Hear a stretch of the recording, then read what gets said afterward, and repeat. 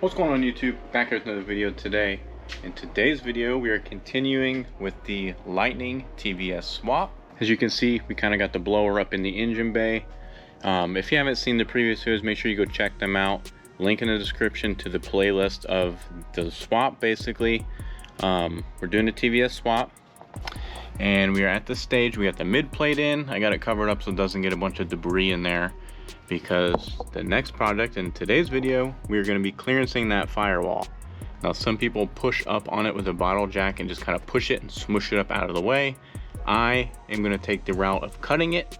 I feel like we can do that really clean and make it look pretty nice. My buddy did it and his came out really nice. It looks basically factory. So that's what I decided to do. I'm going to take a cutoff wheel and basically clearance the firewall by cutting it.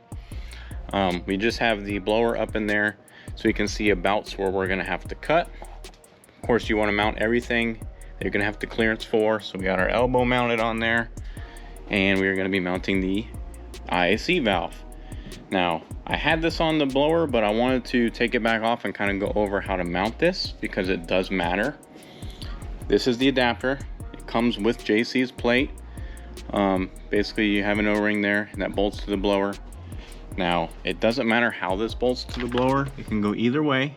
Doesn't make a difference. What makes a difference is how the IAC valve gets mounted to this adapter.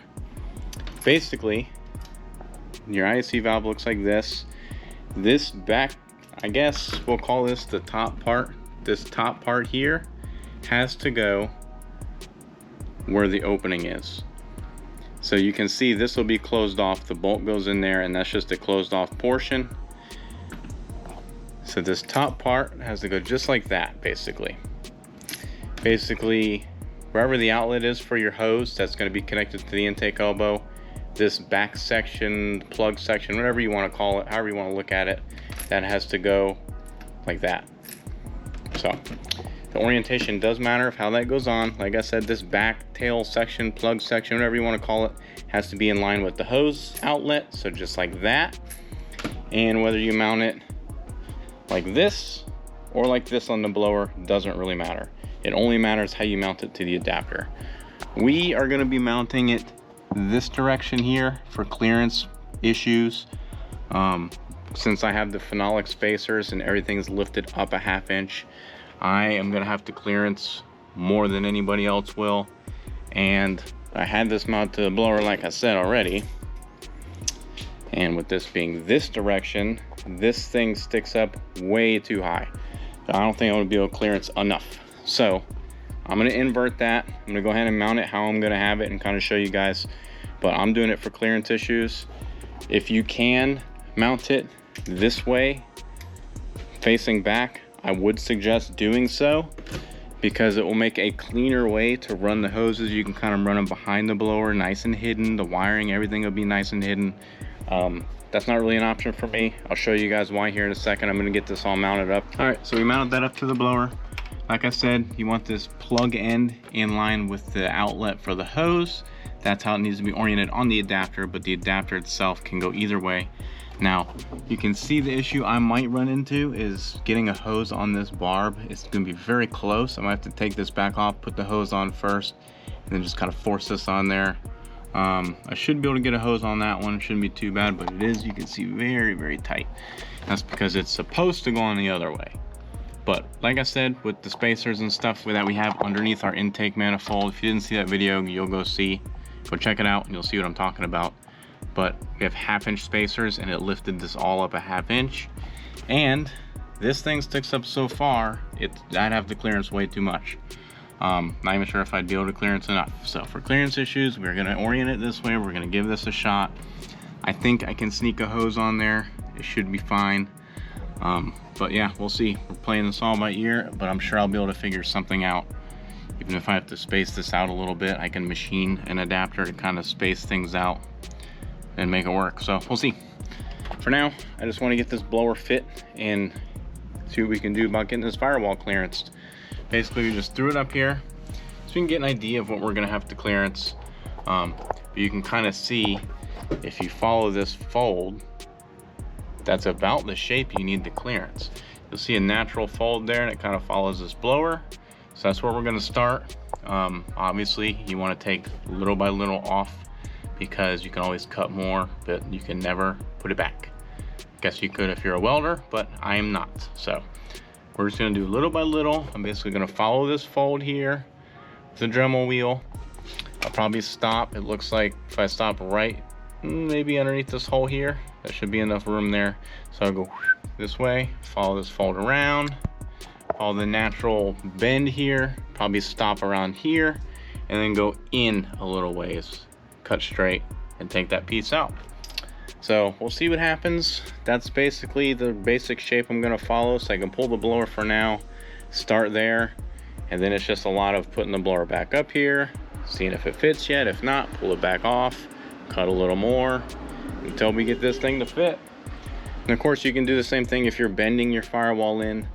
You can use the bottle jack, or I've seen people put a block of wood on top of the mid plate and use a pry bar, and you basically just pry it up, work your firewall up, test fit, work it up, test fit until the blower fits up there. Now we did buy some drop cloths, some painters drop cloths, whatever you want to call them, the plastic sheets. We are going to be covering this engine bay in a plastic sheet.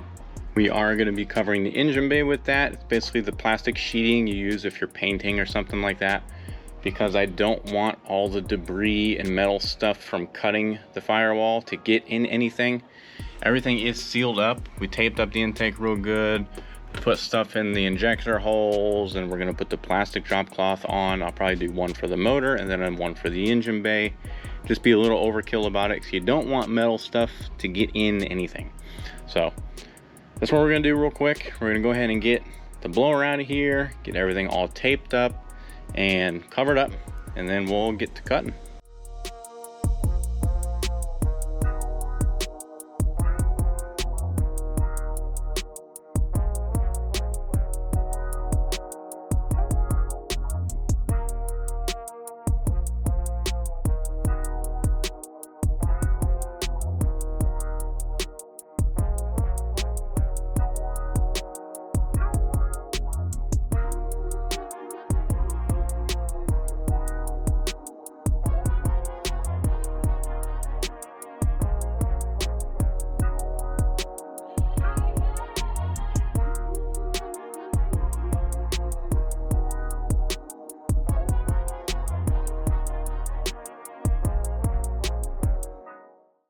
Alright guys, so it's been a couple days in real time because I got a little busy with work and stuff like that, but after about 8 hours of grinding, did take about 8 hours, I'm going to reveal to you the finished product.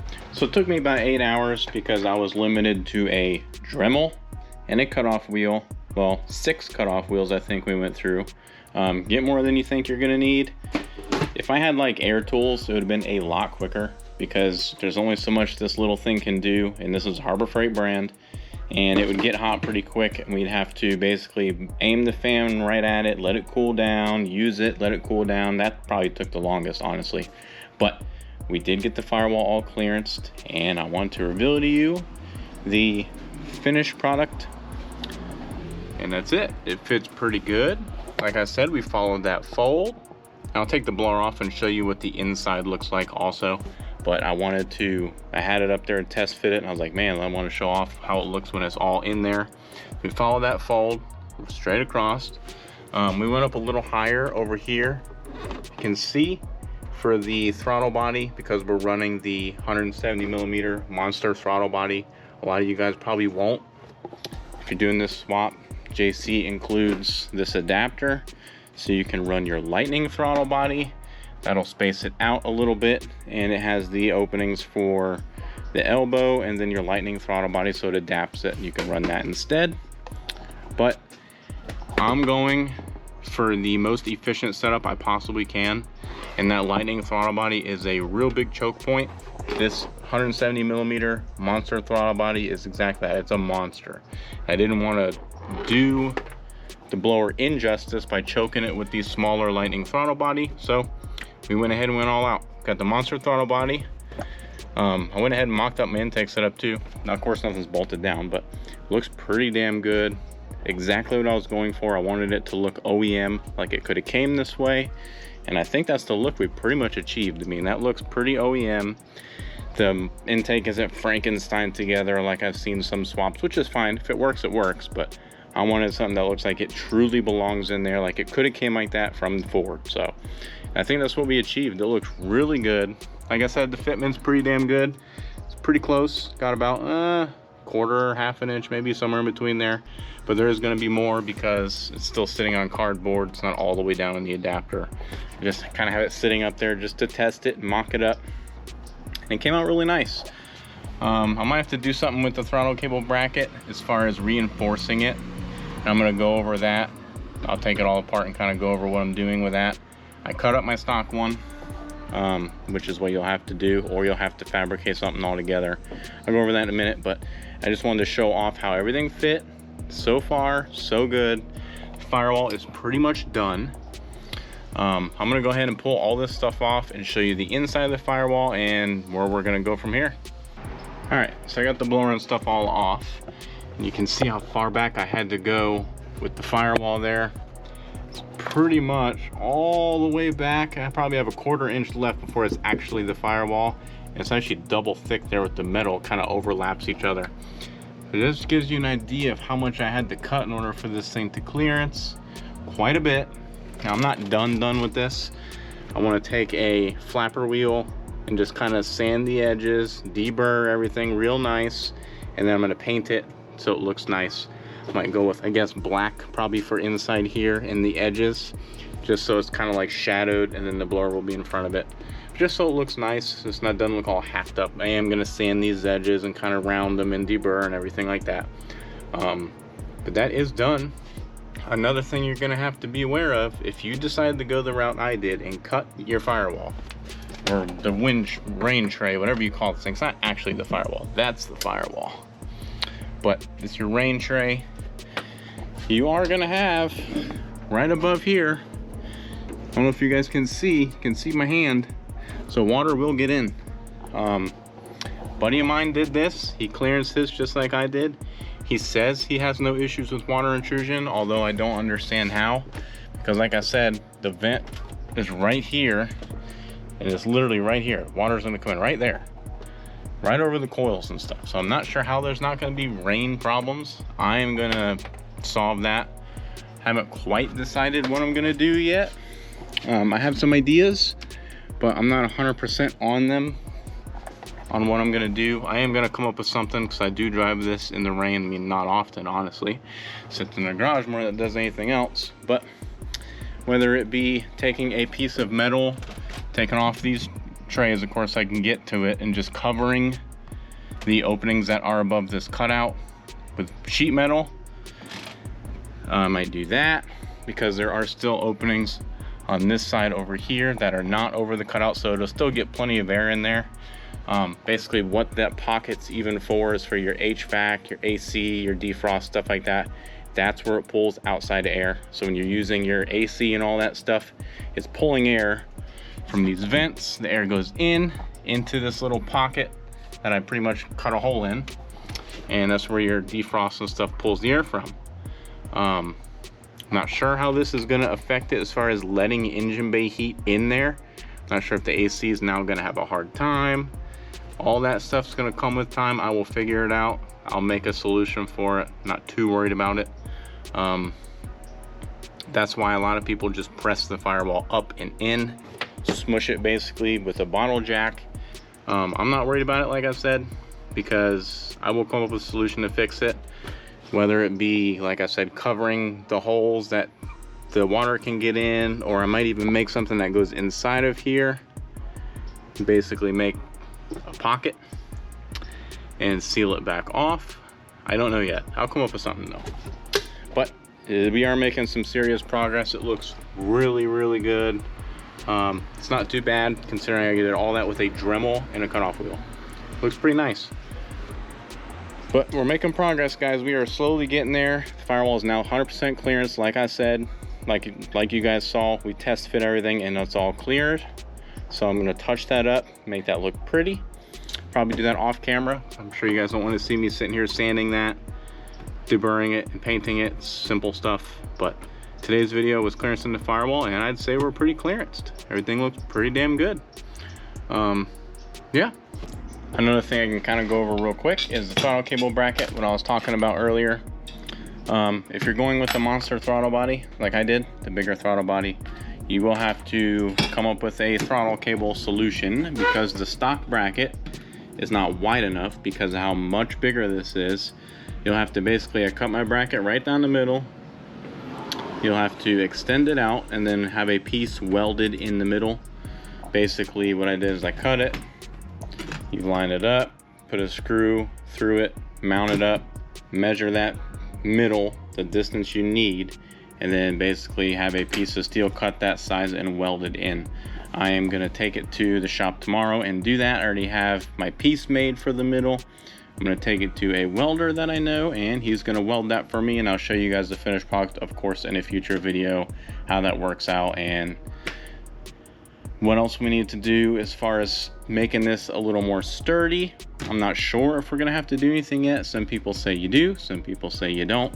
So it's another bridge we'll have to cross when we get there. But one thing is for sure, you will have to have it widened. Yeah, of course I'll show you guys how that goes and what I come up with and all that stuff. So, but now that the firewall's all taken care of, after I make that pretty, it'll be all done. I think the next order of business is going to be running our fuel system. I'm undecided on where to put my fuel pressure regulator. I honestly think I want to tuck it back behind here. There seems to be a nice little pocket of nothing. I think I'm going to try to make that work, tuck it back here, and then of course go over my design with you guys and show you what I came up with. I came up with my very own fuel system. Basically ordered all the pieces separate, the hose, the fittings, everything, and put together my own design. Hopefully it works out. We'll see what happens as far as that goes. I'm sure we'll run into some issues, but that's expected, so we'll see what happens. But I think that's going to be the very next video for you guys, unless I come up with something else in the meantime or run into some hiccups. But plenty of content coming. So yeah, as you can see, plenty of content coming, guys. Make sure you are subscribed to the channel for all this content that's incoming. I cannot wait until we get further with this build and can really start stretching its legs. But yeah, it's gonna be for today's video, guys. So make sure you drop a little thumbs up. Make sure you like the videos you watch, really helps them out on YouTube. Subscribe to the channel, like I said, for all this Lightning race truck content, whatever you want to call it, that's coming, because there is a ton of it. And we'll see you in the next video, guys. Later.